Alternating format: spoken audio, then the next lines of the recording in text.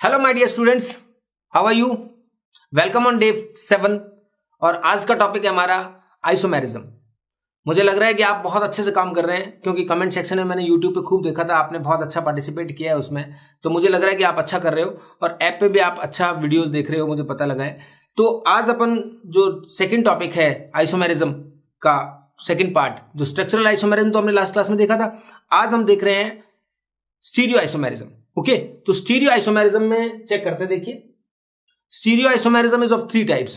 First one is geometrical isomerism, then optical isomerism and then conformational isomerism. इसमें सिर्फ ये देखना है अपने को, ज्योमेट्रिकल आइसोमेरिज्म में क्या होगा, डबल बॉन्ड की वजह से जो रेस्ट्रिक्टेड रोटेशन होता है उसकी वजह से डेवलप होती है। ऑप्टिकल आइसोमर्स जो प्लेन पोलराइज्ड लाइट को रोटेट करते हैं क्लॉकवाइज और एंटी क्लॉकवाइज, उससे डेवलप होती है।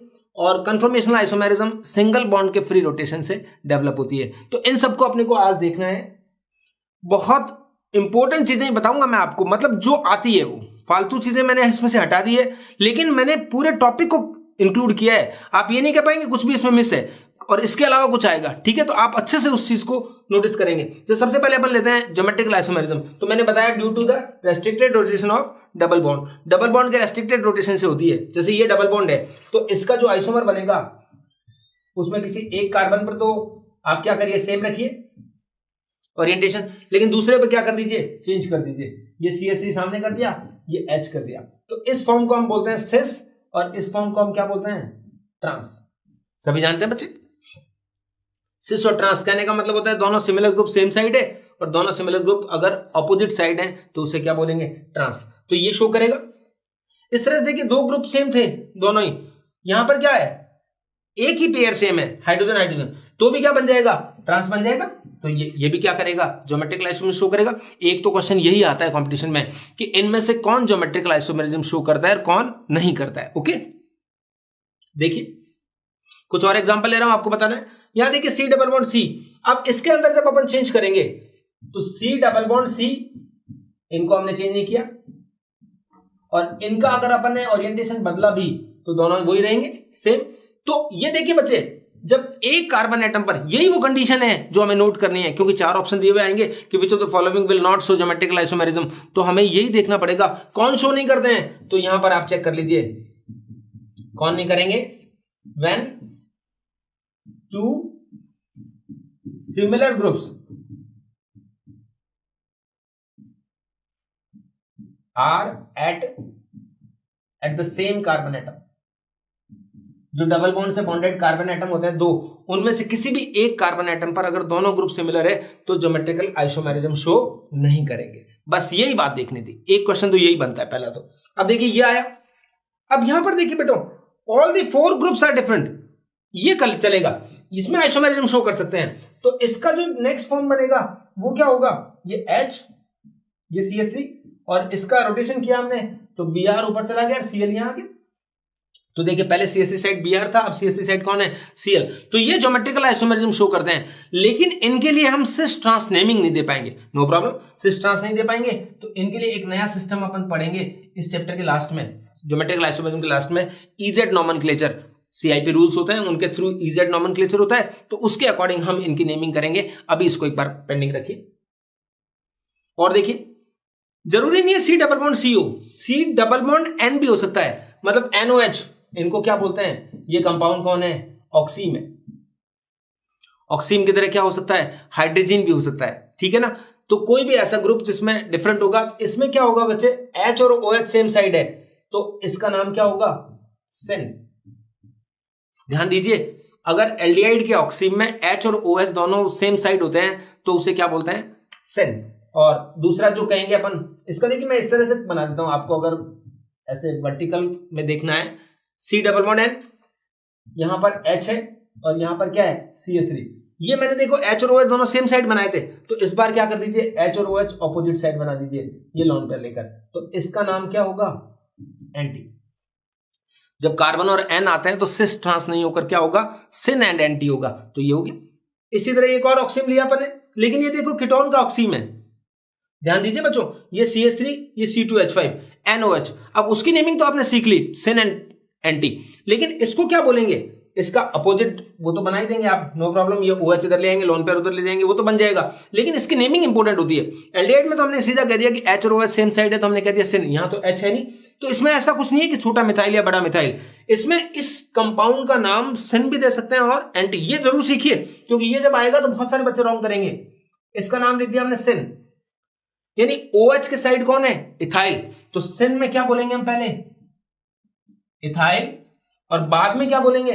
मिथाइल ऑक्सीन, यानी कीटोन में आप क्या कहेंगे?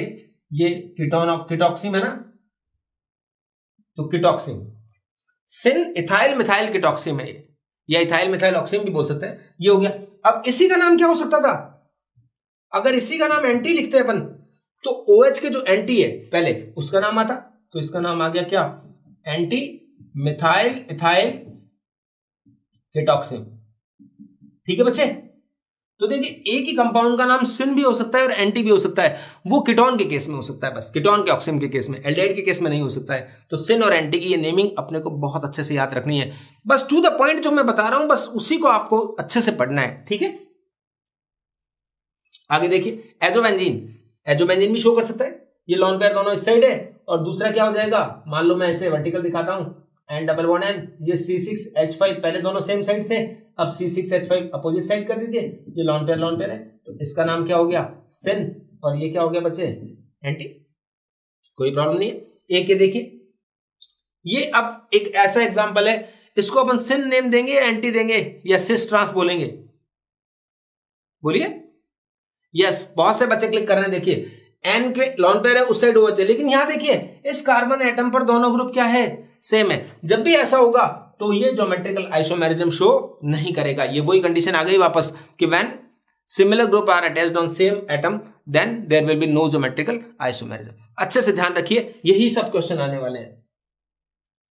अब मैं आपको बता दूं ज्योमेट्रिकल आइसोमेरिज्म कौन कौन शो करते हैं, क्योंकि मेन क्वेश्चन यही होता है। साइक्लो एल्केन्स लेंगे, फिर साइक्लो एल्कीन्स लेंगे, और फिर कुछ एलीन्स लेंगे। ठीक है, बस इतना ही होता है। तो साइक्लो एल्केन्स में देखिए बच्चे, साइक्लो एल्केन में मैं आपको अभी बता दूं, साइक्लो एल्केन में 2 ग्रुप होने चाहिए आपके पास अटैच्ड, और वो कौन से कार्बन पर होने चाहिए? On sp3 carbon atom. तो ये देखिए, क्या ये ज्योमेट्रिकल सेंटर है? तो हम मना कर देंगे। क्यों? बिकॉज इस कार्बन का ये जो हाइब्रिडाइजेशन है वो क्या है? sp2 है।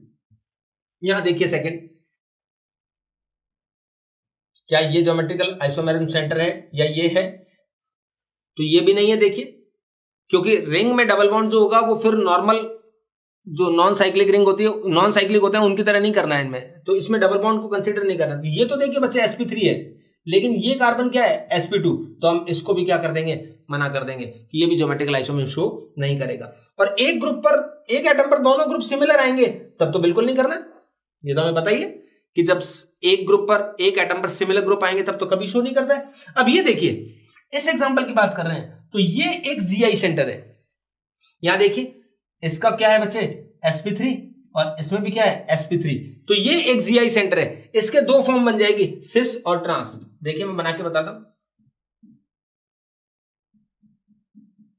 पहले आप मिथाइल को ऐसे जोड़िए और H को ऐसे जोड़ दिए,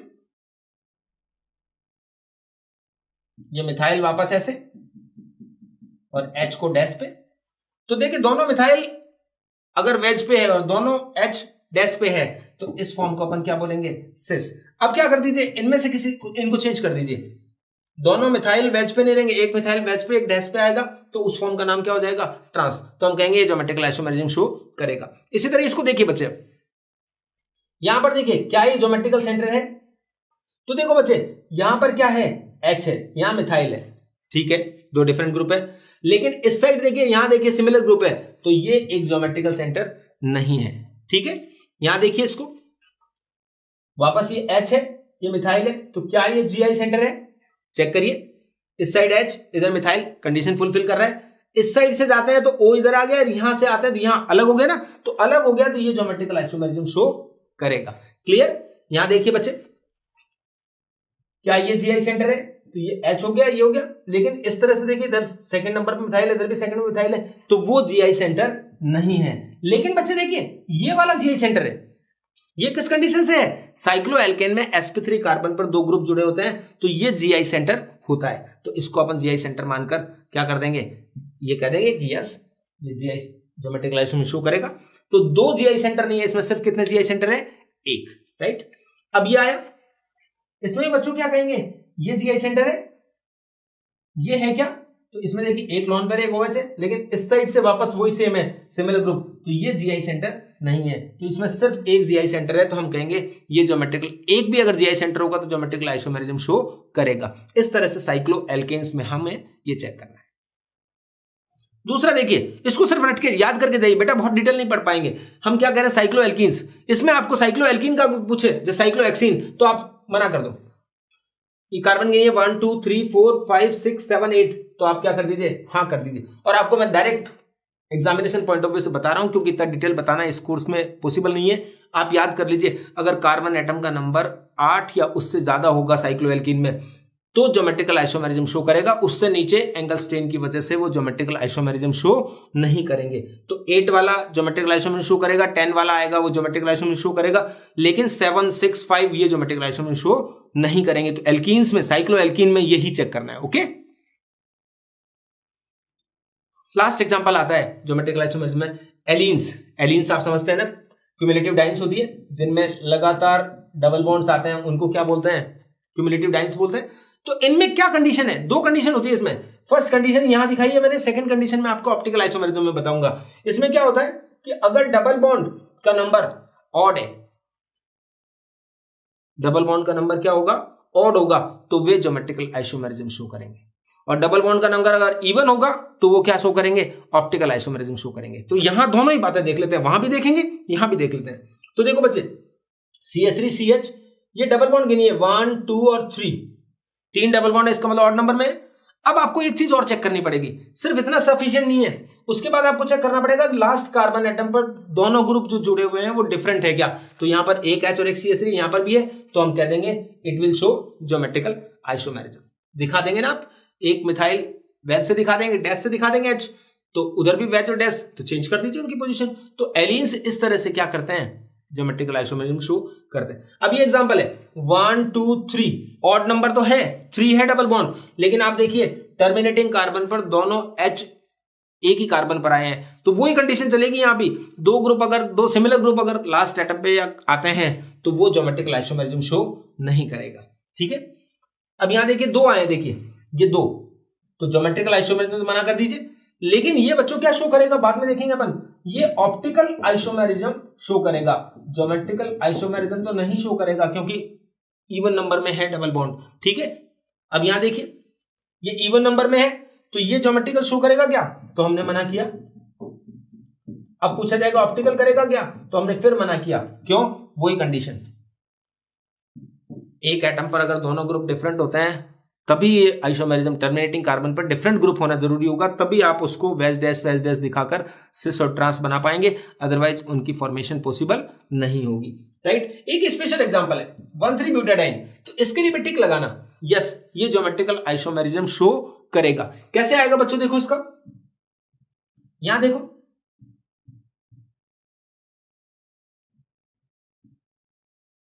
यहां पर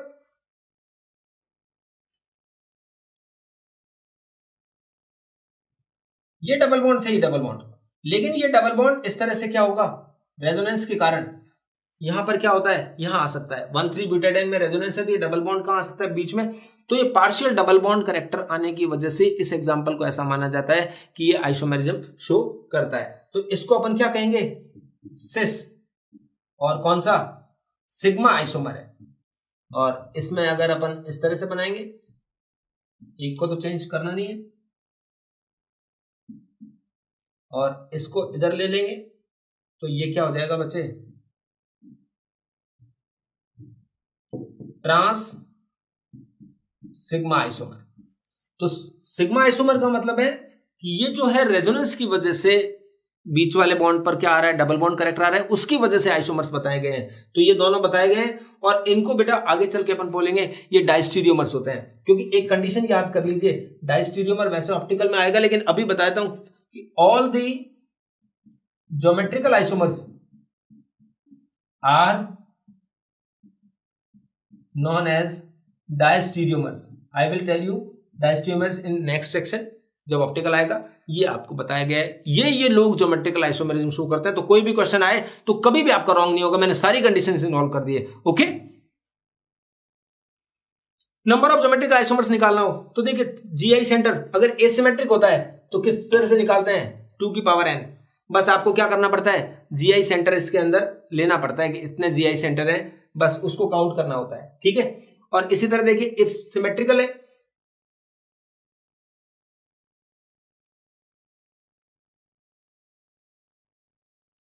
सिमेट्रिकल होगा तो जीआई में क्या आएगा, 2 की पावर n-1 प्लस 2 की पावर m-1। और m की वैल्यू कैसे निकाल सकते हैं, n/2 या n+1/2। n अगर इवन होगा तो n अगर ऑड होगा। तो देखिए बच्चों यही चीज अब आपको अप्लाई करनी है। बस ये पहला एग्जांपल है, 3 एग्जांपल मैंने आपके लिए लिए, मेरे ख्याल से 3 बहुत होंगे आपके लिए, क्योंकि समझना होगा तो इनसे आप प्रॉपरली समझ पाएंगे। आप सबसे देखिए पहले कि ज्योमेट्रिकल आइसोमेरिज्म शो करता है क्या, तो हम ये देखेंगे एक ये रहा जीआई सेंटर और एक ये रहा जीआई सेंटर, 2 डबल बॉन्ड है जिन पर दोनों पर डिफरेंट ग्रुप जुड़े हुए हैं, तो जीआई शो करेगा। तो 2 हो गया, n की वैल्यू तो कितना आ गई, 2। अब आपको सिर्फ एक बात चेक करनी है कि इधर this compound is symmetrical or not. तो देखिए CH सब कुछ सिमिलर है तो सिमेट्रिकल है, तो ये एग्जांपल है सिमेट्रिकल का, राइट। ये एग्जांपल देखिए ये कैसा होगा, एसिमेट्रिकल का एग्जांपल। और CH3 ये CH बीच में 3 है तो ये भी कैसा एग्जांपल होगा, सिमेट्रिकल का। तो आप तीनों एग्जांपल्स को बहुत अच्छे से सुनिए। यहां पर हमने कहा है सिमेट्रिकल है N2, और यहां पर N ये कितना होगा, ऐसे आप 3 बार CH डबल बॉन्ड CH लगाएंगे तो 3 हो गए सेंटर, तो ये सिमेट्रिकल है ये भी। और ये एसिमेट्रिकल है तो यहां पर N चेक करना है, एक तो ये हो गया। अब ये एक ही माना जाएगा बच्चे। एलीन जो होता है, एलीन में कितने डबल बॉन्ड हो, जैसे इसमें कितने हैं, सॉरी इसमें इवन नंबर में है, तो इवन नंबर में है तो ये ज्योमेट्रिकल आइसोमर ज्योमेट्रिकल सेंटर नहीं होगा। क्या होना चाहिए, डबल बॉन्ड क्या होना चाहिए, ऑड नंबर में होने चाहिए थे ना लगातार वाले, तो ये सेंटर नहीं है। ये वाला होगा ज्योमेट्रिकल सेंटर और एक ये वाला होगा, वो ऑक्सीम वाली कंडीशन है। और ये 2 हैं जिसपे डिफरेंट ग्रुप जुड़े हुए हैं, तो n की वैल्यू इसमें बेटा कितनी मानी जाएगी, 2। अब थोड़ा सा चेंज सुनो मेरे से, अगर यहाँ 3 डबल बॉन्ड होते तो इस एलीन को एक ही सेंटर मानते, n=1 ही माना जाता है। ये ऐसे नहीं कि 3 डबल बॉन्ड वाले एलीन को अपन क्या मान लेंगे, 3 मान लेंगे, कि जो शो करेगा तो उसका क्या माना जाएगा, 1 ही माना जाएगा। तो यहाँ N2 है, तो यहां तो आइसोमर्स कितने आ गए, 2 की पावर n होता है, तो 2 की पावर 2, तो हम सिर्फ सीधा आंसर देंगे 4 आइसोमर्स बन गए। यहां पर जीआई का फॉर्मूला क्या होता है, 2 की पावर n-1 प्लस 2 की पावर m-1, और m की वैल्यू आप अगर इवन होता है तो n/2 से निकालते हैं तो ये 1 आ गया। तो दैट्स ऑल। तो बस इससे आप कर दीजिए, 2 की पावर क्या कर देंगे, 2 - 1, तो ये तो हो गया 2 की पावर 1 प्लस 2 की पावर 1 - 1 कितना होता है, 0। तो 2 की पावर 1 2 हो गया, 2 की पावर 0 1 हो गया, तो ये कितना हो गया, आंसर कितना आ गया, 3। तो उसके कितने आइसोमर्स बनेंगे, 3। इसी तरह इसको चेक कर लीजिए, ये सिमेट्रिकल है लेकिन n क्या है, तो यहां पर m निकालने में ध्यान दीजिए, 3 + 1/2, n + 1/2 से निकालते हैं तो ये कितना आएगा, 2।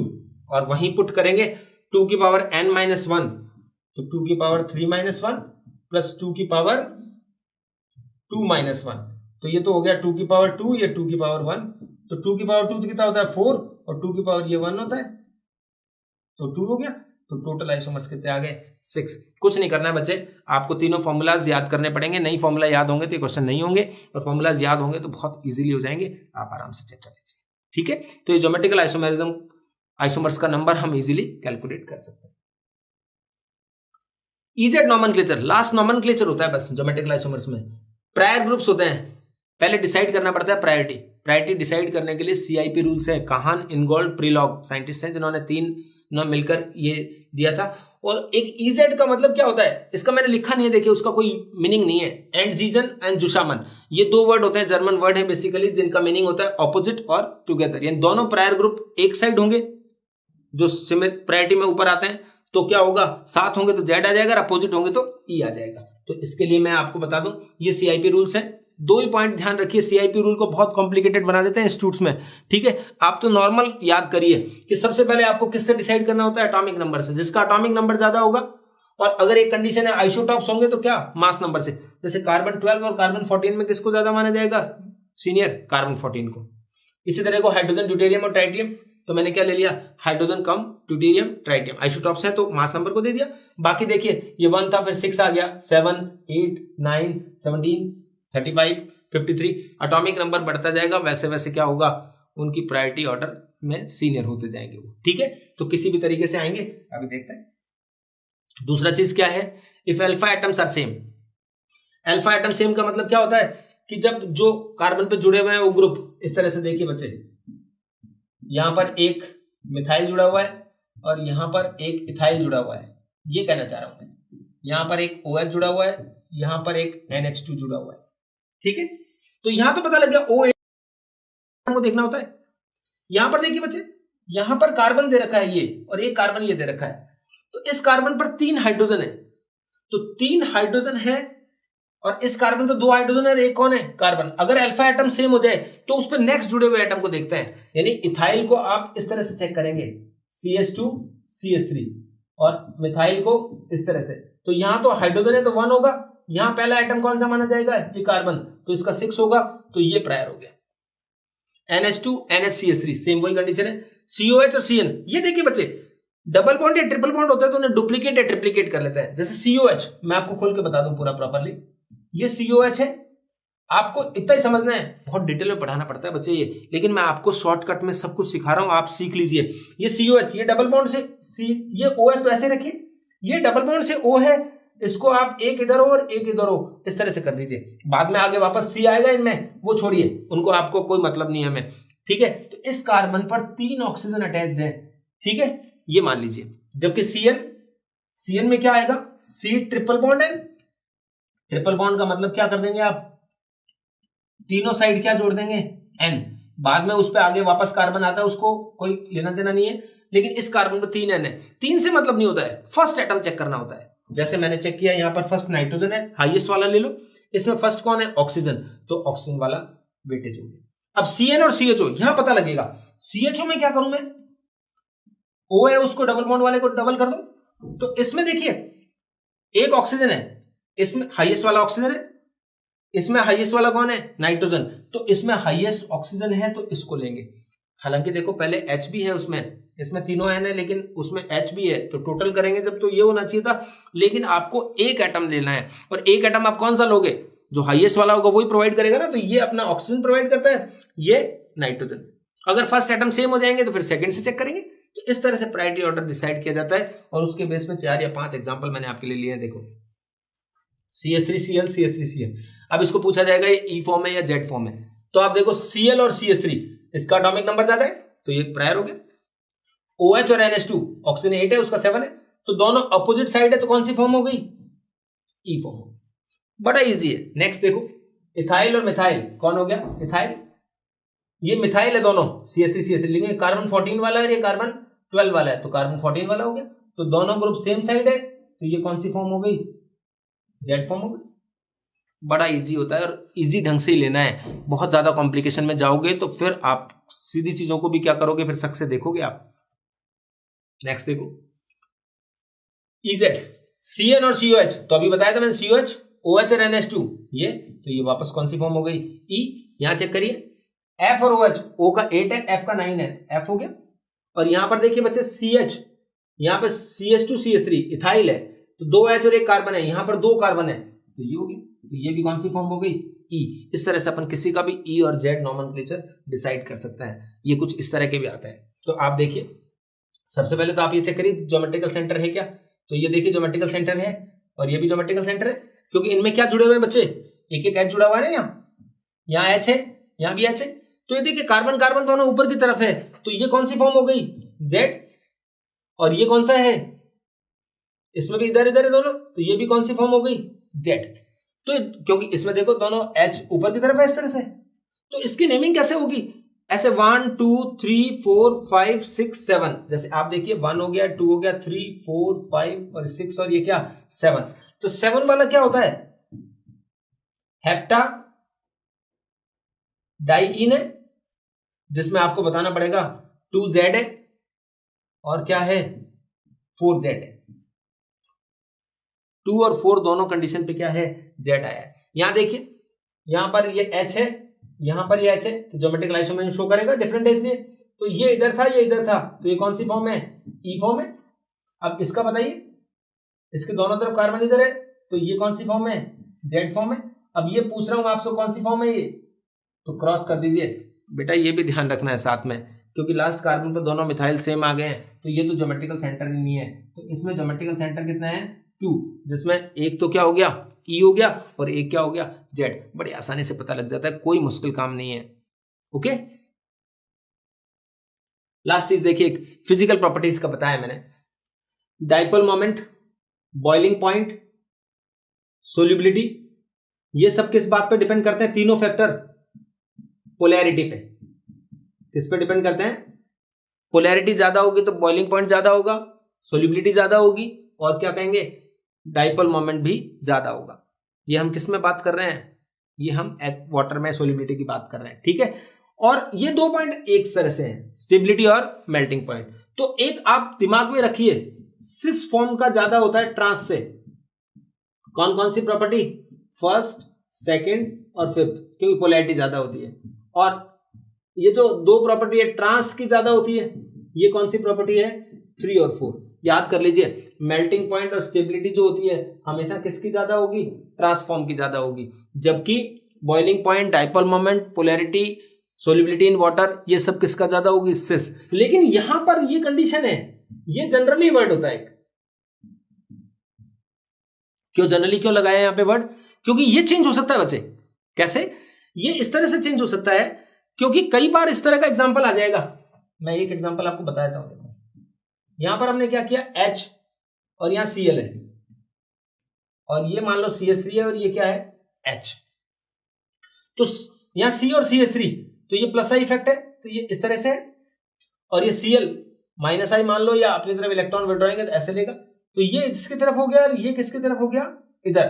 तो ये देखिए ट्रांस की डायरेक्शन सेम है, जबकि सिस में अपोजिट होगी। तो ये एक ऐसा एग्जांपल है जिसमें बॉइलिंग पॉइंट या डाइपोल मोमेंट की बात करेंगे, ये डाइपोल मोमेंट तो ट्रांसफॉर्म का किससे ज्यादा होगा, सिस से। लेकिन ऐसा रेयर होगा, तो इसलिए आपको सिस और ट्रांस वाले जो 3 प्रॉपर्टीज हैं, dipole moment, polarity, boiling point, इनमें आप क्या कर लीजिए, चेक कर लीजिए, क्योंकि सिमिलर डायरेक्शन होता है तो क्या होता है, वेक्टर सम होता है ना डाइपोल मोमेंट। केमिकल बॉन्डिंग में अच्छे से समझाऊंगा आपको, ये एग्जांपल लेके भी समझा दूंगा, तो वहां आ जाएगा। और सिमेट्रिक होने की वजह से मेल्टिंग पॉइंट और स्टेबिलिटी हमेशा ट्रांस की क्या होती है। जब भी कोई बोले trans two butene, cis two butene, तो हम हमेशा क्या कहेंगे, trans two butene is more stable. तो ये था अपना ज्योमेट्रिकल आइसोमेरिज्म की बातें। अब हम ले रहे हैं कौन सा, ऑप्टिकल आइसोमेरिज्म। थोड़ा अपने को करना पड़ेगा ना इस तरह से जल्दी, क्योंकि उसमें क्या होगा, क्वेश्चंस जितना मैक्सिमम क्वेश्चंस अपन मैं जो इसमें इन्वॉल्व कर रहा हूं वो अगर आपने सीख लिए, तो नीट के अंदर इसके बाहर क्वेश्चन आने की पॉसिबिलिटी रेयर है। ठीक है ना बच्चे। तो देखो, ये देखो, ये लाइट का सोर्स है, नॉर्मल लाइट है, जो पोलराइजर मतलब निकॉल प्रिज्म होता है बेसिकली, उसमें से पास करते हैं। निकॉल प्रिज्म कैल्साइट से बने हुए 2 प्रिज्म का होता है, उससे से या पोलराइजर। तो ये प्लेन पोलराइज लाइट बनाता है, मतलब अब एक ही डायरेक्शन में रोटेट करते हुए मूव करती है। और इसको अगर अपन पोलरोमीटर में से पास करते हैं, फिर सैंपल ट्यूब ली हुई है जिसके अंदर भरा हुआ है जो ऑप्टिकल आइसोमर, वो क्या करेगा, प्लेन पोलराइज लाइट को या तो क्लॉकवाइज या एंटी क्लॉकवाइज घुमाएगा। अगर वो क्लॉकवाइज घुमाता है तो डेक्स्ट्रो रोटेटरी होता है, डी या प्लस से शो करेंगे, और एंटी क्लॉकवाइज घुमाता है तो एल या क्या करेंगे, माइनस। इनकी डेफिनेशन लिखकर मैं आपका टाइम खराब नहीं करना चाह रहा हूं। डेक्स्ट्रो लीवो सब जानते हैं, जो प्लेन पोलराइज को क्लॉकवाइज घुमाते हैं और जो एंटी क्लॉकवाइज। एक आया वर्ड रेसिमिक मिक्सचर, इसको किससे शो करते हैं, डीएल या इससे प्लस माइनस। तो रेसिमिक मिक्सचर का मतलब क्या होता है, इसका मतलब होता है बच्चे equal amount of D and L, 50% 50% दोनों के, किस किस के, डी के और एल के अगर आप मिक्स करते हैं तो वो एक दूसरे को न्यूट्रलाइज कर देते हैं, एक दूसरे के इंपैक्ट को। क्योंकि अगर डी है तो वो 50% वाला मान लो 30 डिग्री उसको क्लॉकवाइज घुमाएगा, तो एल वाला वापस उसको 30 डिग्री एंटी क्लॉकवाइज घुमाकर। तो ये जो रेसिमिक मिक्सचर होता है ये कैसा होता है, ऑप्टिकली इनएक्टिव होता है, राइट। और इसमें क्या लगता है, एक्सटर्नल कंपनसेशन, आउटर क्या बोलते हैं, कंपनसेशन से एक कंपाउंड दूसरे कंपाउंड के इंपैक्ट को क्या कर रहा है, खत्म कर रहा है। ओके, एनेंशियोमर्स एंड डायस्टीरियोमर, ये देखिए ये 2 कायरल एटम्स हैं, तो इसके देखिए 4 आइसोमर बनेंगे। एक तो ये मिरर लगाया, फर्स्ट एंड सेकंड, और एक क्या बनेंगे बच्चे, एक और मिरर लगा दीजिए बीच में, ये थर्ड और फोर्थ। क्या होगा बच्चे, ऊपर तो मिथाइल है, यहां पर क्या जुड़ा हुआ है, H, यहां पर Br है, ये H ये Br, तो यहां उल्टा हो जाएगा, ये Br इस साइड आ जाएंगे, H इस साइड आ जाएंगे। तो ये एनेंशियोमर्स हैं, मिरर में इमेज होती है उनकी, एक दूसरे पे सुपर इंपोज तो होते नहीं है, तो कंडीशन है ही, लेकिन मिरर इमेज भी होता है, उनको बोलते हैं एनेंशियोमर्स।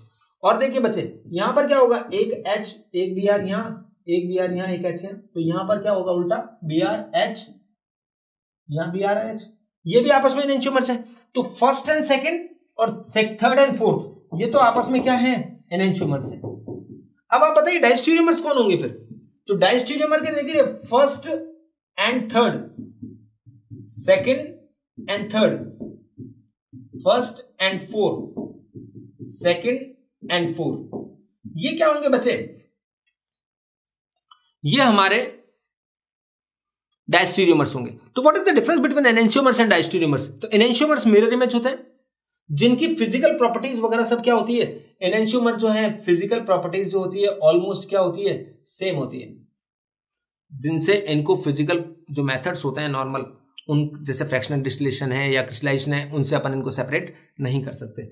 जबकि डायस्टीरियोमर जो होगा उनकी फिजिकल प्रॉपर्टी जो होगी वो क्या होगी, डिफरेंट होगी, that's why we can separate them by physical methods. तो ये डायस्टीरियोमर और एनेंशियोमर का डिफरेंस है। हाँ, सुपर इंपोज कोई भी नहीं होता, ना तो ये दोनों आपस में सुपर इंपोज होता है, ना उनमें से कोई उठाओगे तो सुपर इंपोज होगा। तो ये इनकी बात सीखिए। नेक्स्ट फॉर्म आती है देखिए मीसोफॉर्म। मीसोफॉर्म और रेसिमिक मिक्सचर, इसका डिफरेंस पता होना बहुत जरूरी है, क्योंकि क्वेश्चन आता है कि it is optically inactive due to. अब आपको अगर मीसोफॉर्म है तो उसका रीजन होगा इंटरनल कंपनसेशन, मतलब एक ही कंपाउंड के दो पार्ट एक दूसरे के इंपैक्ट को कैंसिल कर रहे हैं, जबकि रेसिमिक मिक्सचर में एक कंपाउंड दूसरे कंपाउंड के इंपैक्ट को क्या कर रहा है, न्यूट्रलाइज कर रहा है, तो वहां बोलते थे हम एक्सटर्नल कंपनसेशन। ये देखिए इसके भी अपने क्या होगा, तीन आइसोमर्स बनेंगे, दो तो मिरर इमेज बना दीजिए, जैसे बीच में मिरर लगाया है, ऊपर है COH, नीचे भी COH, ये COH, ये भी COH, यहां पर H, OH, OH, H। तो मिरर में कैसे दिखेंगे, यहां OH दिखेगा, यहां H दिखेगा, और यहां OH दिखेगा, यहां H दिखेगा। तो ये फर्स्ट एंड सेकंड दो तो वापस से क्या बन गए, इसमें भी एनेंशियोमर्स बन गए। अब अपन लेते हैं थर्ड वन,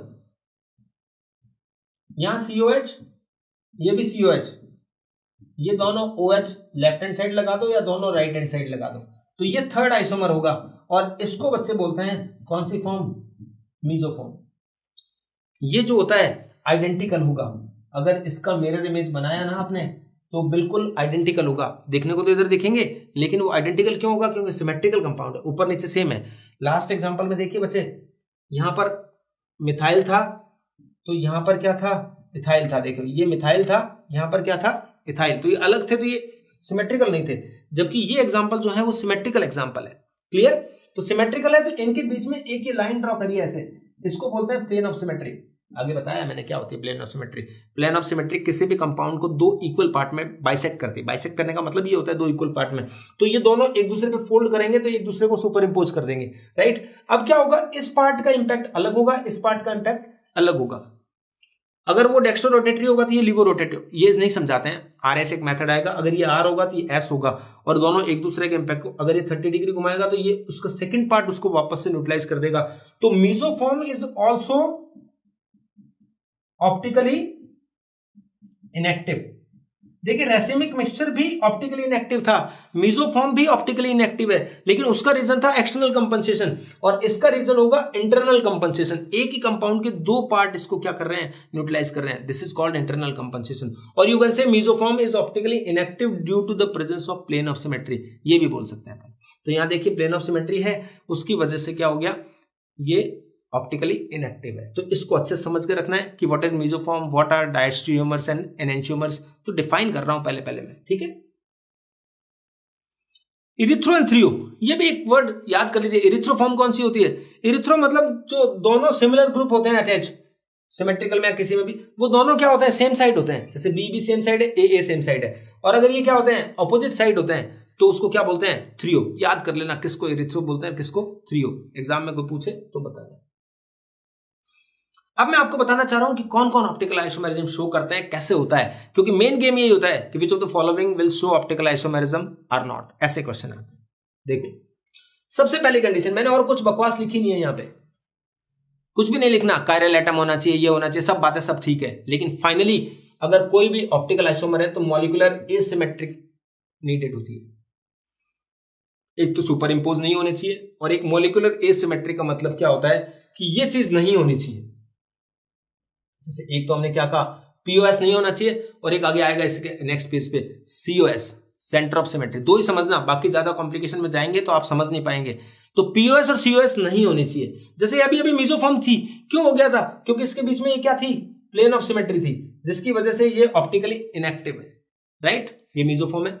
ये देखिए इसके अंदर भी ये प्लेन ऑफ सिमेट्री है, दोनों वेज पे है और दोनों एच भी डैश पे होंगे, तो ये भी प्लेन ऑफ सिमेट्री है, तो ये भी क्या होगा, ऑप्टिकली इनएक्टिव होगा। लेकिन आप इसको देखिए, इसमें प्लेन ऑफ सिमेट्री नहीं है, क्यों? तो ये कैसा होगा, ऑप्टिकली एक्टिव होगा। इसमें ये हो गया, जिसमें एच डैश पे है, यहां पर एच वेज पे है, तो इसका एक दूसरी फॉर्म बन जाएगी मिरर इमेज, जिसमें एच उसका वेज पे उसका डैश पे आ जाएगा, तो ये ऑप्टिकली एक्टिव है, मतलब ये ऑप्टिकल आइसोमेरिज्म शो कर सकता है। समझ में आ गया? तो जिसमें प्लेन ऑफ सिमेट्री होती है वो ऑप्टिकली एक्टिव नहीं होते हैं, आपको ध्यान रखना है, ठीक है? सेकेंड वर्ड ये centre of symmetry. Centre of symmetry में आपको क्या करना होता है, इसमें बड़ा सीधा तरीका बताता हूं, बाकी बड़ा मुश्किल होता है। सेंटर का मतलब होता है ये एक पॉइंट है, इसमें जितने भी ग्रुप हैं जो सिमिलर ग्रुप हैं उन सबका डायरेक्शन क्या होना चाहिए, उनकी डिस्टेंस जो होनी चाहिए, सिमिलर ग्रुप अटैच जो है उनकी डिस्टेंस सेम होनी चाहिए। तो इसमें देखिए ये डैश पे है, ये वेज पे है, तो ये क्या माना जाएगा, एक अपोजिट डायरेक्शन से आएगा और इनकी डिस्टेंस सेम मानी जाएगी, तो इसमें सीओएस प्रेजेंट है, ठीक है? तो आप ध्यान करिए बच्चों, इसमें भी देखो बी आर वेज पे, बी आर डैश पे, सीएल डैश पे, सीएल वेज पे, तो ये भी क्या है, इसमें भी एक सीओएस प्रेजेंट है। तो ये सीओएस प्रेजेंट हो गए तो ये भी ऑप्टिकल आइसोमेरिज्म शो नहीं करेंगे। तो आप देखो किस तरह का होता, अगर इसमें इस तरह का एग्जांपल आता, ये एमी यहां पर किस पे है, वेज पे, और यहां पर ये क्या होता, एमी जो होता किस पे, डैश पे होता, तो इसके अंदर हम कहते हैं कि सीओएस प्रेजेंट है। लेकिन अगर दोनों ही वेज पे होते, ये एमी, ये मैंने वापस गलती से वही बना दिया, सॉरी, ये एमी, अगर दोनों वेज पे है, दोनों डैश पे है, तो इसमें सीओएस जो होगी वो क्या होगी, एब्सेंट होगी, सीओएस एब्सेंट होगी। लेकिन इसमें क्या हो सकती है, प्लेन ऑफ सिमेट्री हो सकती है। तो अब आपको चेक करना पड़ेगा कि प्लेन ऑफ सिमेट्री है या सेंटर ऑफ सिमेट्री है। अगर ये है तो ऑप्टिकली इनएक्टिव होगा, अगर ये दोनों चीज नहीं है तो ही वो ऑप्टिकली एक्टिव होगा, आपको याद रखना है, ठीक है? कोई एक ऐसा जगह देख लेना सेंटर, जिससे जो सिमिलर ग्रुप अटैच होते हैं उनकी डिस्टेंस अगर सेम दिख रही हो तो ऐसा होगा। इसके अंदर एक चीज बहुत समझना जरूरी है कि ये अभी जो एक एग्जांपल आया था, जो मीजोफॉर्म आई थी, ऐसे था। तो बच्चे देखिए, कोई पूछता है इसके अंदर ये पॉइंट ऐसा है, इसमें तो सेंटर ऑफ सिमेट्री होने का क्वेश्चन नहीं है, क्योंकि इसमें OH OH ऐसे है। लेकिन अगर इस तरह का क्वेश्चन आ गया, एक OH इधर, एक OH इधर, H इधर, H इधर, COH COH, अब बच्चे को क्या लगता है, ये डिस्टेंस, इसकी डिस्टेंस, सबकी डिस्टेंस एक है, तो सेंटर ऑफ सिमेट्री है क्या? नो। ये बच्चे, ये जो डायग्राम दिख रहा है ये किसमें है, 2D में है, तो ये प्लेन के ऊपर और नीचे के चीजें होती है, तो 2 डायमेंशन में इस तरह से दिख रहा है, लेकिन इसमें प्लेन ऑफ सिमेट्री या सेंटर ऑफ सिमेट्री नहीं है। इसमें ना तो प्लेन ऑफ सिमेट्री है और ना ही सेंटर ऑफ सिमेट्री है। इस केस में क्या कह सकते हैं अपन, प्लेन ऑफ सिमेट्री तो क्या है, प्रेजेंट है, सेंटर ऑफ सिमेट्री तो इसमें भी नहीं है। तो ऐसे 2D डायग्राम होते हैं जो फिशर प्रोजेक्शन में दिए होते हैं, उनसे अपन सेंटर ऑफ सिमेट्री डिसाइड नहीं कर सकते हैं। क्लियर? तो अब आपको बताना है कि जब ये चीजें आपको बता दी मैंने, बस ये चेक करनी है आपको, ये होगी तो हम कहेंगे ऑप्टिकली इनएक्टिव है, अदरवाइज ऑप्टिकली एक्टिव होगा। तो अब मैं आपके लिए सारे एग्जांपल ले रहा हूं जिसमें जो जो ऑप्टिकल आइसोमेरिज्म शो करते हैं। तो पहले मैंने वो लिए हैं compounds with single chiral atom. Chiral atom तो आप सभी समझते हैं ना, मैं कोई डिटेल नहीं समझा रहा हूं। कायरल एटम का मतलब होता है कि एक कार्बन या कोई भी एटम जिस पर चारों ग्रुप क्या हो, डिफरेंट हो, उसमें सिर्फ इतनी कंडीशन होनी चाहिए कि वो एटम कैसा होना चाहिए। पहली कंडीशन है sp3 होगा तो ही ऑप्टिकल आइसोमेरिज्म शो करेंगे, नहीं तो नहीं करेंगे। देखो बच्चे, ये कार्बन है, एक तरफ OH, एक तरफ CHO, एक तरफ CH3, एक तरफ H, तो हम कहेंगे यस कायरल एटम है। ये देखिए R1 R2 R3 P पर है, तो चौथा ग्रुप जो है वो एक लॉन पेयर है, लेकिन इसका हाइब्रिडाइजेशन क्या है, sp3 है, तो इसको भी ऑप्टिकल आइसोमर माना जाता है। क्यों? क्योंकि इसमें इसको कायरल मान लिया जाता है, एक तरफ लॉन पेयर मान के। अब एक स्पेशल एग्जांपल है, you have to remember it. Phosphorus था तब तो मान लिया, नाइट्रोजन है वही कंडीशन है, लेकिन इसको ऑप्टिकल आइसोमर नहीं माना जाता है। ये कैसा माना जाता है?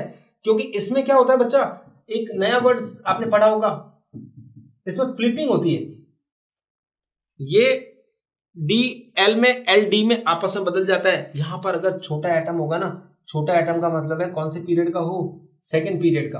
अगर नाइट्रोजन है, इसी तरह एक बच्चे ये एग्जांपल हो सकता है जैसे R1 R2 R3 और C माइनस, तो ये भी ऑप्टिकल आइसोमेरिज्म शो नहीं करेगा।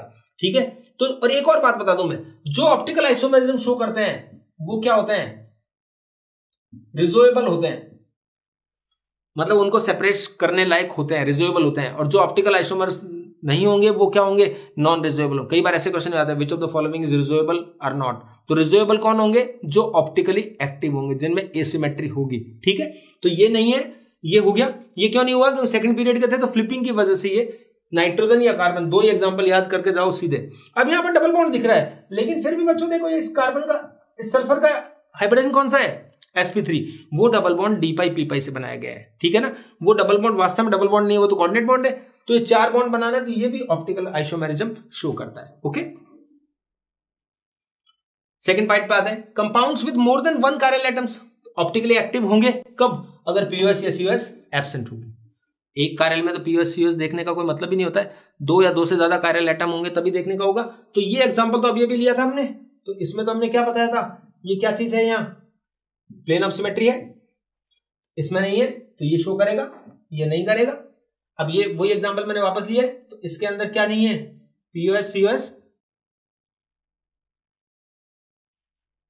ठीक है, ये अभी पीछे बताया था, तो उसके अकॉर्डिंग आप क्या कर लेंगे, ऑप्टिकली आइसोमेरिज्म है या नहीं है आप डिसाइड कर सकते हैं।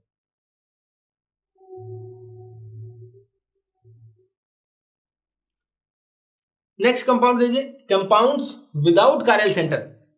कुछ ऐसे एग्जांपल भी आएंगे जिसमें कायरल सेंटर नहीं है तो भी ऑप्टिकली एक्टिव होते हैं। जैसे देखो आप एलिन्स, मैंने वापस वही लाया है, तो वहां पर क्या लिखा था ज्योमेट्रिकल आइसोमेरिज्म में, alkenes with even number of double bond वाला, तो यहां आएगा। वहां लिखा था ऑड नंबर में, ऑड नंबर वाला होता है जब तो ज्योमेट्रिकल आइसोमेरिज्म शो करते हैं, और इवन नंबर में होते हैं तो मैंने वो एग्जांपल वापस ले लिए हैं, वो कि वो सेम। देखो आप, ये ऑड नंबर में है, ये इवन में है, 1 और 2 इवन में है, और ये है, तो हम कहेंगे ऑप्टिकल आइसोमेरिज्म शो करेगा, GI शो नहीं करेगा। ये वाला बिल्कुल भी नहीं करेगा कुछ भी, क्योंकि जब भी ऐसा आ जाएगा कि लास्ट कार्बन एटम पर दोनों ग्रुप डिफरेंट होंगे तो करता ही नहीं है। सेम एग्जांपल, ये भी वही, और इस तरह का एग्जांपल देखो 1 2 और 3 ऑड नंबर में है, सिमेट्रिक दिख रहा है। ठीक है, तो ये कैसा होगा, GI तो शो करेगा, लेकिन अगर ऑप्टिकल आइसोमेरिज्म की बात आएगी तो ये ऑप्टिकल आइसोमेरिज्म शो नहीं करेगा। इस बात को आपको नोटिस कर लेना है। ओके, दो एग्जांपल यहां देखिए, ये कुछ इस तरह के एग्जांपल जेई वगैरह एग्जाम में आते हैं, लेकिन मेडिकल में कम आते हैं, लेकिन फिर भी अपन दो एग्जांपल पढ़ लेते हैं।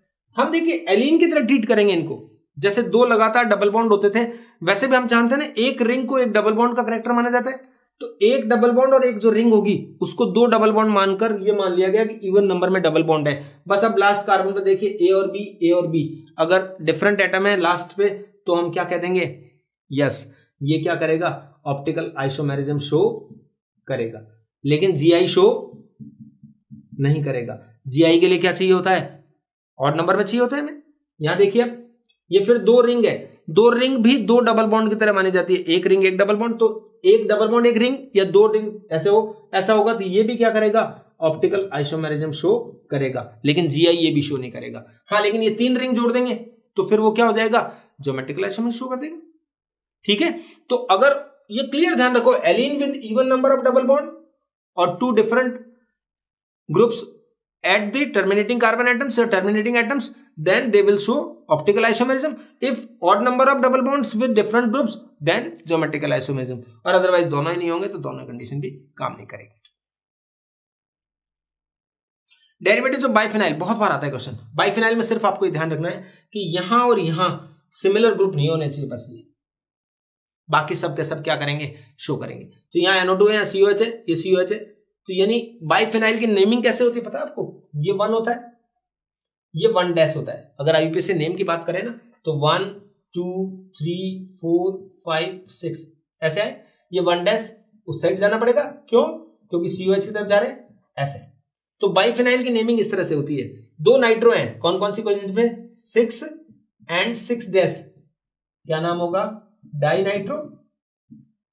अब क्या होगा बच्चे? बाइफिनाइल, 2 रिंग आपस में जुड़ी होती है तो बाइफिनाइल लिखते हैं इसको, हाइड्रोकार्बन को. और दोनों COH कहां पर है? 2 और 2 डैश पे. तो 2, 2 डैश डाई. अब बाहर है रिंग से तो इसके लिए अपन स्पेशल सफिक्स यूज करते थे ना, डाई कार्बोक्सिलिक एसिड लिखेंगे. ठीक है, तो ये इसका नेम है और ये ऑप्टिकल आइसोमेरिज्म शो करता है. अब आप देखिए इस तरह मैंने सारी कंडीशन बता दी आपको, क्योंकि उससे आपको एक से समझ में नहीं आएगा तो मैं आपको बता दूं. ये दोनों एक इस तरह से जुड़े होंगे तो इसमें क्या होगा? प्लेन ऑफ सिमेट्री होगी. तो ये ऑप्टिकल आइसोमेरिज्म शो नहीं करेगा, ये बाइफिनाइल कभी भी. यहां देखिए अगर इस कार्बन पर दोनों सिमिलर, एक ही रिंग पर दोनों ग्रुप सिमिलर जुड़े होंगे तो भी ये ऑप्टिकल आइसोमेरिज्म शो नहीं करेगा. ठीक है, क्योंकि इसमें भी प्लेन ऑफ सिमेट्री हो जाएगी. लेकिन यहां देखिए A और B और ये B है, हाँ तो ये कर देगा, ये घूमेगा तो B उस साइड चला जाएगा तो ये ऑप्टिकल आइसोमेरिज्म शो करेगा. यहां देखिए डिफरेंट ग्रुप होने चाहिए, यहां एक है. अब देखिए यहां AB तो आपको तो दिखने में तो ये लगता है कि प्लेन ऑफ सिमेट्री है, नो, लेकिन एक रिंग दूसरी रिंग पर क्या हो जाती है? परपेंडिकुलर हो जाती है. तो ये भी जो ऑप्टिकल आइसोमेरिज्म शो करेगा. कंडीशंस आप देख लीजिए किस क्या क्या है, बस 4-5 केसेस है. यहाँ A और A आ गया और अगर ये B जुड़ा हुआ है, दोनों ग्रुप सेम आ गए एक ही रिंग पर, तो ये ऑप्टिकल आइसोमेरिज्म शो नहीं करेगा. तो इस तरह से आप बहुत क्लियरली बता सकते हैं कौन कौन ऑप्टिकल आइसोमेरिज्म शो करते हैं, कौन नहीं कर सकते हैं. तो बाइफिनाइल हो गया, एलीन हो गया और बाकी नॉर्मल आपको कायरल एटम से होता है, उससे देखना होगा. जैसे उसका पढ़ा था उसी तरह यहां देख लीजिए, total number of enantiomers plus meso दोनों को मिलाने से ऑप्टिकल आइसोमर्स का टोटल नंबर आता है. ये तो फॉर्मूला बेस्ड है, ये फॉर्मूला आपको लिख के रखना पड़ेगा, याद करना पड़ेगा. अगर आपको आता होगा तो हो जाएगा, लेकिन फिर भी बताता हूं. एसिमेट्रिक होगा तो 2 की पावर n. तो देखिए ज्योमेट्रिकल में भी एसिमेट्रिक था तो 2 की पावर n था, तो ये तो बहुत अच्छी बात है. एक फॉर्मूला तो अच्छे से याद हो गया. और ज्यादातर एग्जाम्पल में आपको बता दूं आते हैं वो यही आते हैं, एसिमेट्रिक के आते हैं, या मिक्स के आएंगे तो वो बताऊंगा. तो एसिमेट्रिक आएंगे तो बस 2 की पावर n इनेंशियोमर्स हो गए. मीजो इसमें क्या होगा? 0 होगा. एसिमेट्रिक है तो मीजो होने का सवाल ही नहीं है. मीजो तो होता ही तब है जब प्लेन ऑफ सिमेट्री हो. प्लेन ऑफ सिमेट्री का मतलब 2 इक्वल पार्ट में बांटना, सिमेट्रिकल में हो सकता है. तो ये एग्जांपल लिया मैंने. तो यहाँ कायरल एटम एक तो ये रहा और एक ये रहा, 2 ये ना. तो टोटल नंबर ऑफ एनेंशियोमर्स कितने हो गए? 2 की पावर 2, ये 4 हो गए. मीजो कितने हो गए? 0. तो टोटल ऑप्टिकल आइसोमर्स आर 4. बहुत इजी, कुछ भी दिक्कत नहीं. नेक्स्ट देखिए, सिमेट्रिक होगा, मैंने इस बार साथ ही ले लिया एग्जांपल ताकि आपको वहीं समझ में आ जाए. सिमेट्रिक होगा तो एनेंशियोमर्स क्या होंगे? 2 raise to the power n-1. और ये क्या होगा बच्चे? मीजो 2 की पावर n/2 -1. कब? जब n क्या होगा? सिमेट्रिक में 2 कंडीशन आती है हमेशा ही, एक तो n इवन हो और एक है क्या हो? ऑड. तो इवन होगा जब तो ये कंडीशन है, ऑड होगा तो ये फॉर्मूला है. एनेंशियोमर्स ये होंगे और मीजो ये होंगे, राइट. और बाकी दोनों का सम कर देंगे तो टोटल आ जाएंगे. तो यहां देखिए बच्चे, इसकी बात करें, ये COH ये COH, ये वही है मीजो फॉर्म बिल्कुल. तो ये और एक ये सिमेट्रिक है और n की वैल्यू कितनी है? 2. 2 का मतलब कौन सी है? इवन है. तो इवन है तो ये वाला फॉर्मूला लगेगा. तो एनेंशियोमर्स तो कितने आ गए? 2 की पावर 2 -1, यानी 2 की पावर 1 हो गया. 2 की पावर 1 का मतलब 2 आ गया. मीजो कितने आएंगे? 2/2, 1 - 1, यानी ये क्या होगा? 2 की पावर 0 यानी 1. तो टोटल कितने आइसोमर बने थे? आपको दिखाया था मैंने. एक पेयर तो एनेंशियोमर्स का बना था D एंड L, और दूसरा मीजोफॉर्म बना था. तो बस ये 3 ही बने थे. नेक्स्ट एग्जांपल ये देख लीजिए, सिमेट्रिकल तो इधर भी CH3 उधर भी CH3. अब देखिए इस एग्जांपल को थोड़ा और ध्यान से देखिए. यहां पर कोई पूछता है how many chiral carbon atoms are there. तो क्वेश्चन में अगर कोई पूछता है कायरल कार्बन एटम्स तो हमारा आंसर होगा 2. Because this is not chiral. देखो बच्चों, इस पे एक एच है, एक सीएल है, इस साइड जुड़ा हुआ ग्रुप, इस साइड जुड़ा हुआ ग्रुप सेम है, तो ये कायरल एटम नहीं है। लेकिन दो कायरल एटम के बीच में इस तरह से अगर कोई एटम आता है जो कायरल नहीं है तो भी उसे कायरल तो नहीं माना जाता। लेकिन ऑप्टिकल सेंटर जो अगर पूछा जाएगा, OI centre, optical isomerism centre अगर पूछा जाएगा तो इसमें कितने मान लेंगे, तो एन की वैल्यू जो होगी वो बच्चे कितनी होगी, 3 होगी, क्योंकि एन मैंने बताया ऑप्टिकल आइसोमेरिज्म सेंटर है। तो ये कायरल एटम नहीं है, फिर भी दो कायरल के बीच में है, तो उसको अपन क्या मानेंगे, कायरल एटम मानते हुए काम करेंगे। और एन की वैल्यू क्या लेंगे, 3। तो 3 लेंगे तो यहां बताइए 2 की पावर क्या होगा, 3 - 1, सॉरी माइनस है, प्लस नहीं है, -2 की पावर 3 - 1/2, ये हो गया बच्चे, ये एनेंशियोमर्स का नंबर है। तो देखो 2 की पावर 2 मतलब 4 माइनस 2/2 1 हो गया, 2 की पावर 1 मतलब 2, तो ये कितने बनेंगे, 2 आइसोमर्स बनेंगे। क्लियर है। अगर आपको मीजो पूछा जाएगा तो मीजो अगेन यही आएगा, तो मीजो का नंबर कितना आ जाएगा, 2।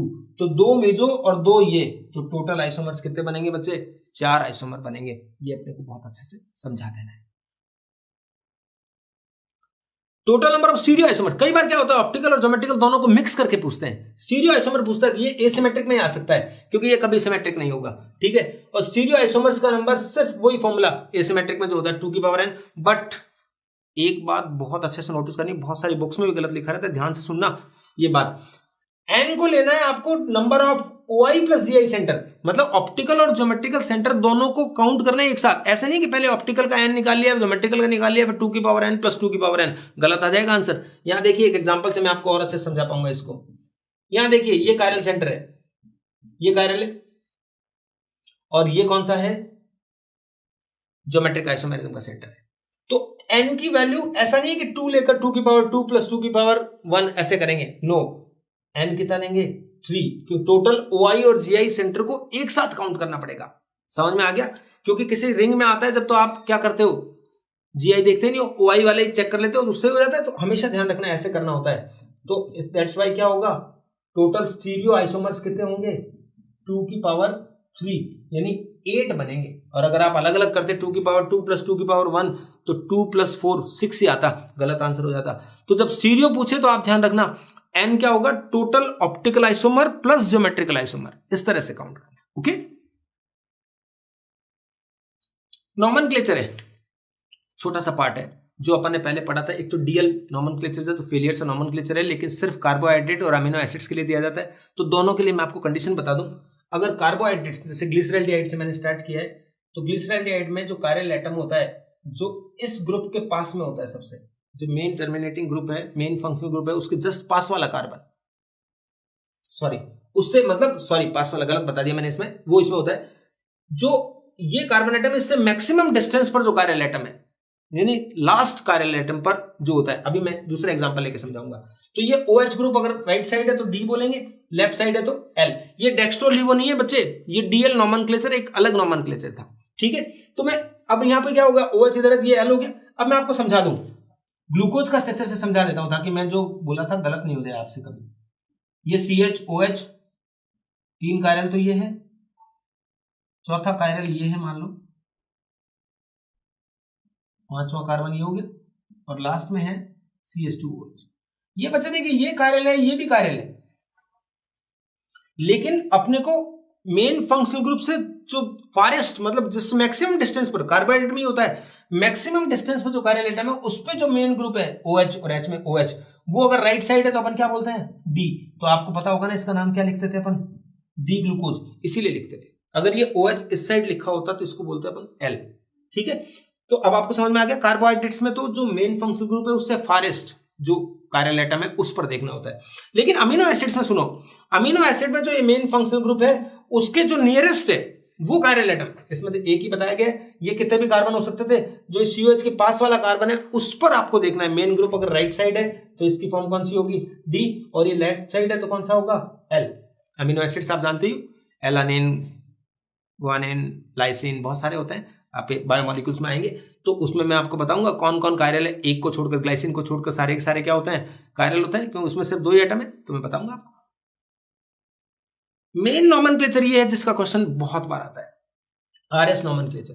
तो देखिए बच्चे, हमारा मेन काम है फीचर प्रोजेक्शन, फीचर कॉन्फ़िगरेशन ही हमारा मेन ऑब्जेक्ट है।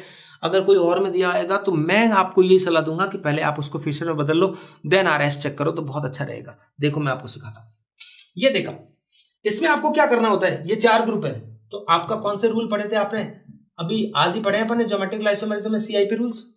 तो सीआईपी रूल्स आपने पढ़े हैं, तो उनमें आपको क्या करना है बच्चे, सिर्फ उन्हीं के अकॉर्डिंग पहले 2-2 की प्रायोरिटी डिसाइड करते थे, या 4 की प्रायोरिटी डिसाइड करेंगे। तो सबसे ज्यादा एटॉमिक नंबर किसका है, इसका, सी और सीएचओ में किसका आएगा, इसका, और ये क्या आ गया 3 नंबर, और ये हाइड्रोजन क्या आ गया 4 नंबर, ये होता है। अब आपको देखना होता है बच्चे, बहुत आसान तरीका सिखा रहा हूं, कुछ भी नहीं करना अपने को, कोई कन्वर्ट नहीं करना, कोई इसको चेंज नहीं करना। सुनिए, 1 से 2, 2 से 3 मूव करिए, मूवमेंट ये करना होता है 1 to 2, 2 to 3 हमेशा। अब ये देखिए कौन सा डायरेक्शन है, ये कौन सा डायरेक्शन है, एंटी क्लॉकवाइज। इस साइड वॉच चलती है तो क्लॉकवाइज होता है, ये कौन सा होता है, एंटी क्लॉकवाइज। ये एंटी क्लॉकवाइज है तो इस फॉर्म का नाम क्या होगा, एस। आर एस का मतलब होता है रेक्टस और सिनिस्टर, 2 वर्ड है। रेक्टस का मतलब होता है क्लॉकवाइज डायरेक्शन में मूव करना, और सिनिस्टर का मतलब होता है उल्टा काम करना, अपोजिट डायरेक्शन में जाना, ठीक है। तो ये अपोजिट जा रहा है, लेकिन इसमें एक चीज नोटिस करने की थी कि जो फोर्थ, जो लीस्ट प्रायर ग्रुप है, वो हमेशा क्या होना चाहिए, वर्टिकल होना चाहिए। तब तो अपन क्या कहेंगे, जो क्लॉकवाइज है उसको क्या बोलेंगे आर, और जो एंटी क्लॉकवाइज है उसको क्या बोलेंगे एस। ये रूल है बस। आप लिस्ट प्रायर ग्रुप को 4th नंबर पे रखिए, मतलब नीचे रखिए या ऊपर रखिए, टॉप या बॉटम कहीं पे भी आ सकता है वर्टिकल में। तब अपन 1 से 2, 2 से 3 जाते हैं, तो क्लॉकवाइज है तो आर, एंटी क्लॉकवाइज है तो एस। बहुत अच्छे से सीखना, बहुत 4 या 5 एग्जाम्पल बताऊंगा, बस उन्हीं में से आएगा, वैसा ही एग्जाम्पल आएगा। नेक्स्ट देखते हैं वापस। लेकिन अगर ये लिस्ट प्रायर ग्रुप वर्टिकल नहीं है, जैसे ये देख लो, ये एग्जाम्पल रहा, ये 4th है, वही एग्जाम्पल सेम मैंने रिपीट किया ताकि आपको कोई दिक्कत नहीं आए। ये 1 2 3 4 ऐसा। यहां पर नंबर देखिए 1 से 2, 2 से 3, ये मूवमेंट है, ये कौन सा मूवमेंट है, क्लॉकवाइज मूवमेंट है।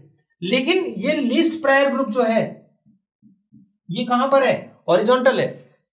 तो अगर अपन क्या करेंगे, लीस्ट प्रायर जो है वो अगर कहां पर है, हॉरिजॉन्टल है, तो फिर क्या होगा, ऑपोजिट आंसर देंगे, जो हमने सीखा है उसका।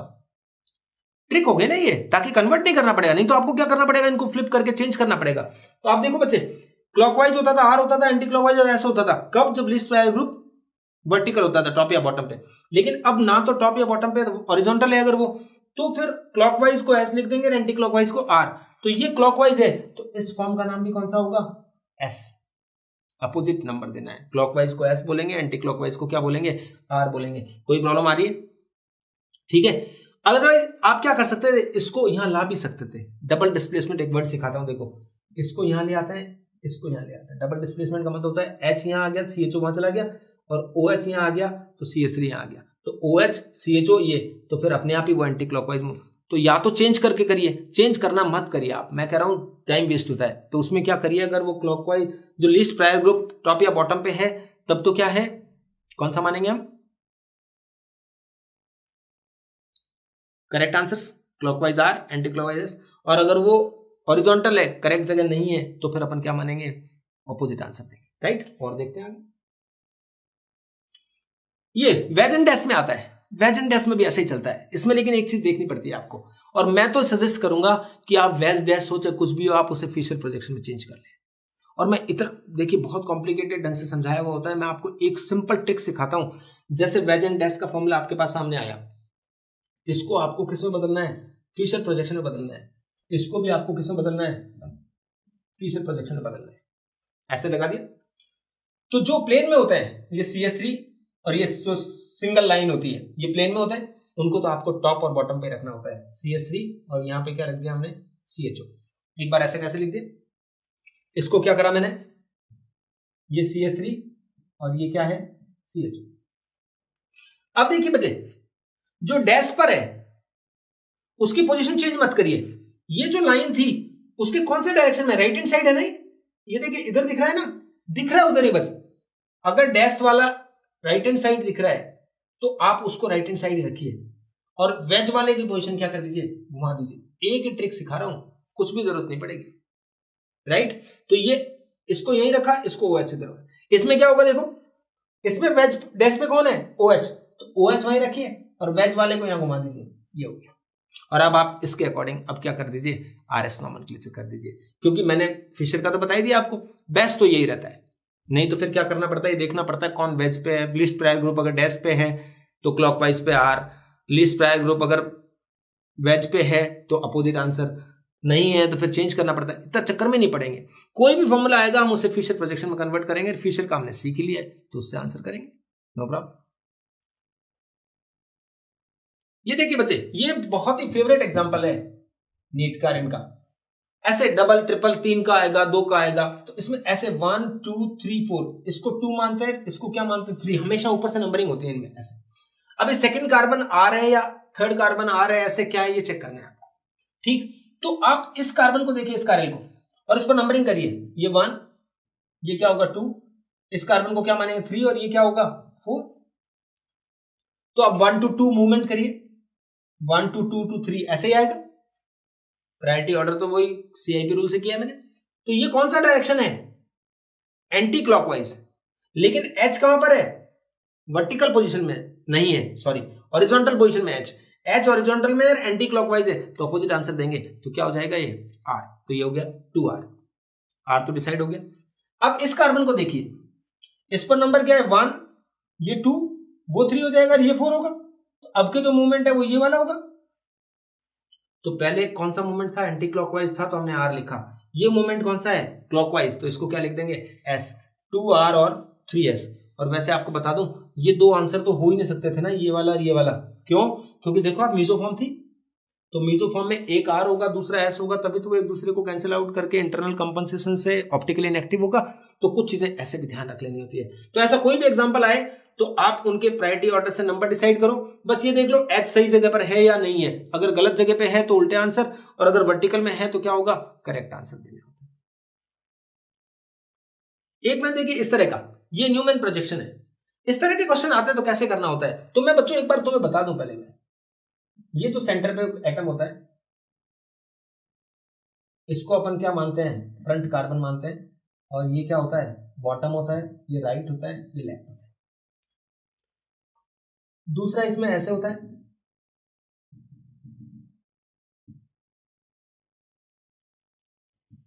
ऐसे ये लेफ्ट होता है, ये राइट होता है, और ये टॉप होता है।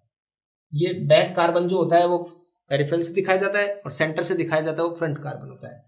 इसको जब फिशर में कन्वर्ट करते हैं तो कितना कितना सुंदर तरीका देखिए, ये यहां पर टॉप लिख देना है, यहां बॉटम लिख देना है, यहां राइट राइट, और ये लेफ्ट लेफ्ट, बस। लेकिन इसके लिए कौन से फॉर्म में लाना पड़ेगा, इसे इक्लिप्स फॉर्म में लाना जरूरी होता है। इसके लिए क्या करना जरूरी है, इक्लिप्स फॉर्म में लाना है। तो कोई भी, ये जैसे इक्लिप्स में नहीं है, ये कौन सी फॉर्म है, स्टैगर्ड फॉर्म है, दिख रहा है ना स्टैगर्ड इक्लिप्स। अभी मैं 2 मिनट में समझाऊंगा आपको, जो कॉन्फ़िगरेशन में 2 बातें करनी है छोटी सी बस वो। तो यहां देखिए बच्चे, ये सेंटर से लिया गया है, तो दोनों इस फॉर्म में लाइए आप, इक्लिप्स फॉर्म में बदलिए, और दोनों में इस तरह से डाउन होते हुए दिखने चाहिए दोनों। तो एक तो डाउन है ही ऑलरेडी, तो देखिए आउटर जो कार्बन था, बैक कार्बन था, उसका तो डाउन है, तो इसको अपन क्या कन्वर्ट करते हैं। पहले तो आप इसको इसी में कन्वर्ट करिए। जैसे देखो यहां पर क्या जुड़ा हुआ है, CH3, यहां पर H है, और यहां पर क्या है बच्चे, Cl। जो जैसे थे डाउन में था उसको ऐसे वैसे रखा।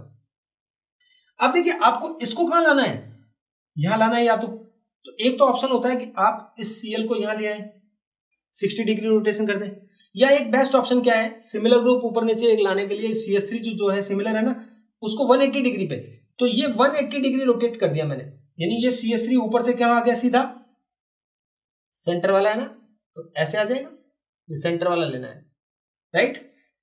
तो बच्चों ये H किधर जाएगा, इस H के पास जाएगा, और कौन सा वाला, ये वाला Cl किधर आएगा, यहां Cl के पास आएगा। एक Cl सेंटर से और एक उससे। हमने घुमाया कौन सा है, सेंटर वाले को 180 पे रोटेट कर, किसी को भी कर सकते हैं आप 180 पे या 60 पे, कोई रोटेशन करके आप ऐसी फॉर्म में ले आइए।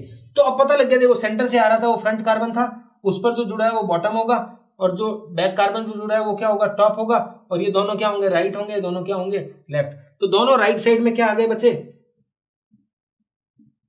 HH, दोनों लेफ्ट साइड में क्या आ गए ClCl, और दोनों ऊपर नीचे क्या आ गए CH3CH3।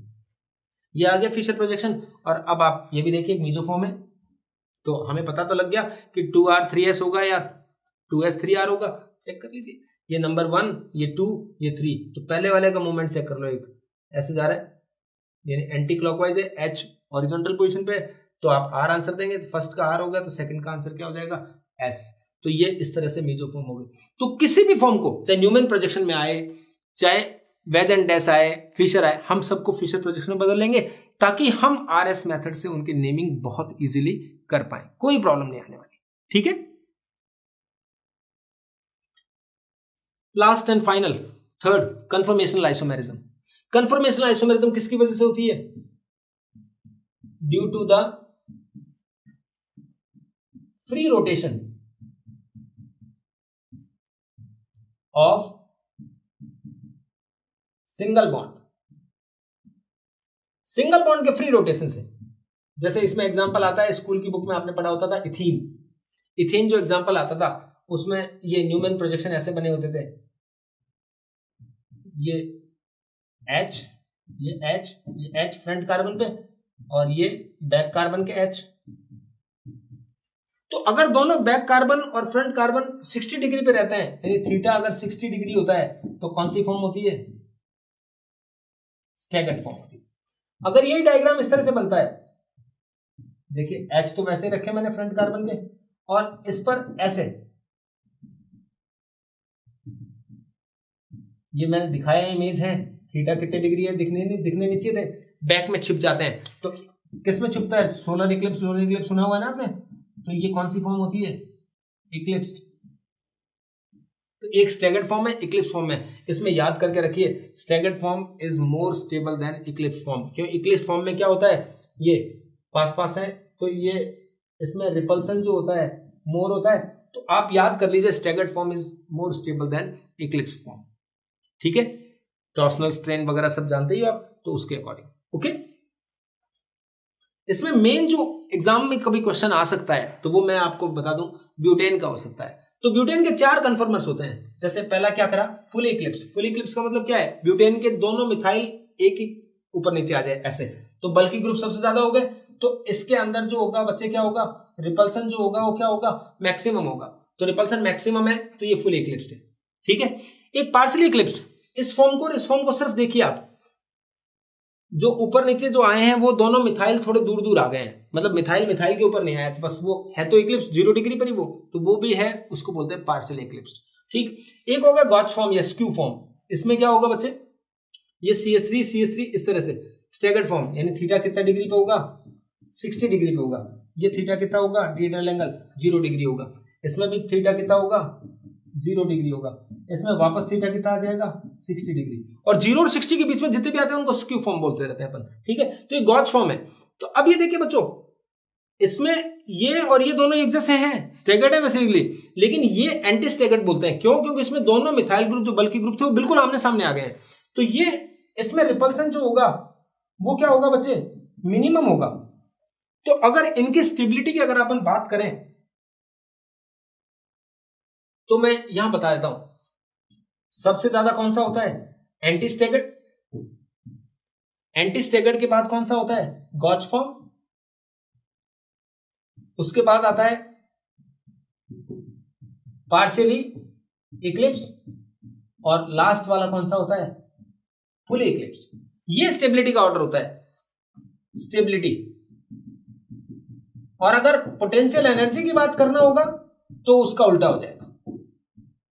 कई बार एनर्जी पूछ लेते हैं, तो एनर्जी जिसकी ज्यादा होगी वो कम स्टेबल। ये तो नॉर्मल कंडीशन है भाई, जब अपने को बताना होता है, वो क्वेश्चन आए तो बता देंगे आप। लेकिन भाई एक क्वेश्चन आया था, ये एक बार इंजीनियरिंग के एग्जाम में आया था, कोई भी AIEEE is equivalent to NEET, तो उसका मैंने क्वेश्चन उठाया है। Increasing order of stability among the 3 main conformation of two fluoroethanol. Two fluoroethanol, ethanol क्या होता है, ये होता है, और इस पे यहां क्या जुड़ा हुआ है। तो जैसे ब्यूटेन में तो क्या थे, चारों कार्बन थे, यहां पर क्या है, इस तरह का मैटर है। देखिए इसमें आप क्या करेंगे बच्चे, मैं आपको एक फॉर्म बताता हूं।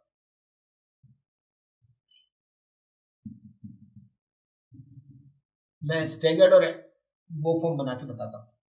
तो यहां पर एक कार्बन पर कौन कौन है, दो तो H है और एक यहाँ क्या है OH है। इसमें दूसरे पर भी दो तो H है और एक क्या है F है। ये मैंने कौन सी फॉर्म बनाई है, गॉच फॉर्म बनाई है। और अगर एंटी स्टेगर्ड बनाता मैं तो F और OH को मैं क्या करता, आमने सामने करता। हमने पढ़ा होता है कि anti staggered is more stable than gauche form. क्यों, क्योंकि उसमें मिनिमम रिपल्सन होता है। लेकिन this is a special case. यहां देखिए ये क्वेश्चन जरूर याद करना है आपको। ये F और इनके बीच में क्या बन जाता है, एक हाइड्रोजन बॉन्डिंग। ये हाइड्रोजन बॉन्डिंग होने की वजह से इसकी गॉच फॉर्म जो होती है वो कौन सी फॉर्म से, एंटी से क्या होती है, ज्यादा स्टेबल होती है। तो इसने क्या लिखा है, इंक्रीजिंग ऑर्डर। तो गॉच फॉर्म सबसे ज्यादा स्टेबल होगी, फिर एंटी होगा, सबसे कम कौन सा होगा, इक्लिप्स। तो आपको ये वाला आंसर देना है, इक्लिप्स फिर एंटी फिर गॉच। ये स्पेशल केस था। अदरवाइज अगर वो एग्जांपल नहीं लिखता, नॉर्मली पूछता, तो हमारा आंसर होता इक्लिप्स, गॉच फिर एंटी। क्लियर, इस क्वेश्चन को कर लें। Baeyer strain theory. Baeyer strain theory में आपको ज्यादा कुछ नहीं करना है। ये थ्योरी ये कहती है कि जितना एंगल एल्केन में क्या होता है, साइक्लो एल्केन के लिए थी बेसिकली,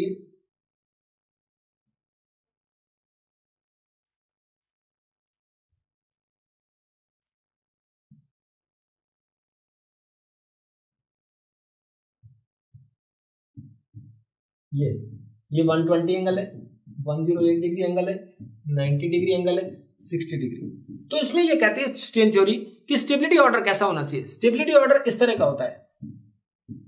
स्टेन थ्योरी यहीं तक एप्लीकेबल है, 6 या उससे ज्यादा पर एप्लीकेबल नहीं है। क्यों नहीं है, क्योंकि 6 वाले 120 है, तो वो एंगल होना क्या चाहिए एल्केन में। जब अपन साइक्लो एल्केन की बात कर रहे हैं तो angle should be 109 degree 28 minute. इससे जितना ज्यादा दूर होगा उतना ही क्या होगा, एंगल स्ट्रेन ज्यादा होगी। एंगल स्ट्रेन ज्यादा होगी तो वो कम स्टेबल होगा। तो मैक्सिमम एंगल स्ट्रेन इसमें, तो ये जो है वो क्या है, लीस्ट स्टेबल है। फिर ये आया, फिर ये आया।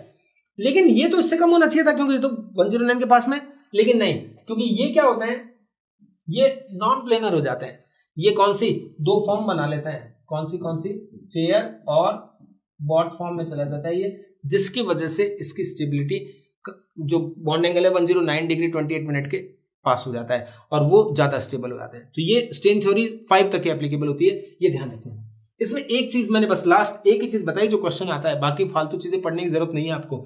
यहां देखिए, chair form, half chair, twist boat, और एक कौन सी फॉर्म है, बॉट फॉर्म। इसका नाम है बॉट फॉर्म, ठीक है, नहीं हाफ चेयर, सॉरी, ये यही बॉट फॉर्म, ये तो वही हाफ चेयर बताया, राइट। अब देखो बच्चे, इसका ऑर्डर याद करना है बस। ये पोटेंशियल एनर्जी का ऑर्डर है तो इसका उल्टा होगा। तो हमारी सबसे ज्यादा स्टेबल जो फॉर्म होगी, जिसकी एनर्जी लीस्ट होगी, यानी कौन सी फॉर्म, चेयर फॉर्म सबसे ज्यादा स्टेबल होगी, ठीक है। चेयर फॉर्म के बाद देखिए कौन सी फॉर्म होगी, बॉट फॉर्म, और फिर क्या है, ट्विस्ट बॉट, और लास्ट इसमें क्या आएगी, बॉट फॉर्म, और सबसे नीचे कौन सी आएगी, हाफ चेयर। एक दो बार क्वेश्चन आए हुए हैं, बाकी रेयर है, इनमें क्वेश्चन नहीं आते हैं, आप याद कर लेना। और एक स्पेशल क्वेश्चन, ये ट्विस्ट बोर्ड जो होता है वो उसमें क्या होता है, ऑप्टिकली एक्टिव है, ये कायरल माना जाता है। तो एक याद कर लेना, ट्विस्ट बोर्ड को कायरल बताना है और ऑर्डर ये देना, chair form, twist boat, boat और हाफ चेयर। और आंसर क्या देते हैं, चेयर फॉर्म बॉट फॉर्म से ज्यादा स्टेबल क्यों है, क्योंकि बॉट फॉर्म में फ्लैगपोल हाइड्रोजन का क्या होता है, रिपल्सन होता है। तो बस उनको आपको इतना सा काम करना होता है, ये ठीक है। ये कुछ फॉलोअप क्वेश्चंस हैं जो मैंने आपके लिए बनाए हैं, इनको आप क्लिक कर लीजिए और अच्छे से इनका आंसर दीजिए।